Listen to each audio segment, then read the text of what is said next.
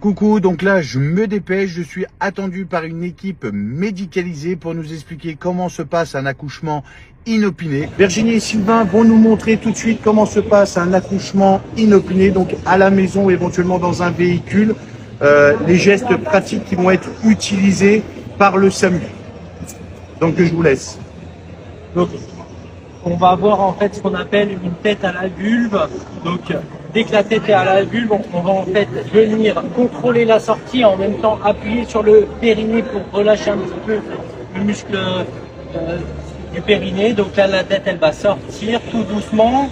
On la tient un petit peu, tout doucement. Voilà. Et on va guider le bébé. Et ben, en fait, on va venir le cisailler pour le glisser vers le bas. Ensuite, remonter l'épaule du haut, et là, il va arriver tout doucement. Là, il faut super bien le tenir parce que ça glisse vraiment beaucoup. Et on va venir en fait faire directement du pot à pot avec la main.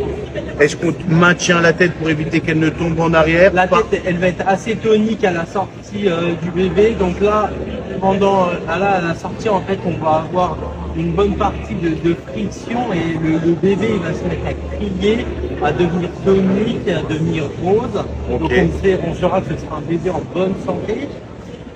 Il va falloir rapidement venir le couvrir sur l'avant parce que ça va être, le risque là, c'est l'hypothermie. Il passe de la température Bien sûr. de l'intérieur de la maman À l'extérieur à la température extérieure. Donc il faut vraiment le couvrir très rapidement. Donc directement sur la peau, on va venir mettre un bonnet aussi rapide au niveau de la tête. Voilà. Et s'il venait y avoir éventuellement le souci des moments, c'est s'il s'étouffe, on le voit souvent à la télé, s'il vient à être encombré, quel est le geste très rapide que vous allez mettre en place éventuellement pour désencombrer les voies respiratoires du bébé? Tout simplement avec une petite compresse ou un petit linge qu'on aurait sous la main, venir dégager les voies aériennes supérieures et également au niveau du nez.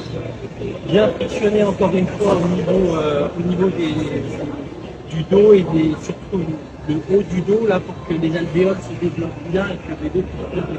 Très très bien. Quand j'ai vu l'expulsion, donc la tête passe et après vous avez fait passer une épaule avant. C'est ça. Et après ça y va. C'est l'épaule antérieure et l'épaule inférieure et du coup le bébé après sort. Une fois que les épaules sont passées. Très très bien. Eh bien écoutez, Virginie et Sylvain, je vous remercie énormément pour cette explication et j'espère que ça servira à nos abonnés pour les réconforter sur un accouchement. Merci beaucoup. De rien.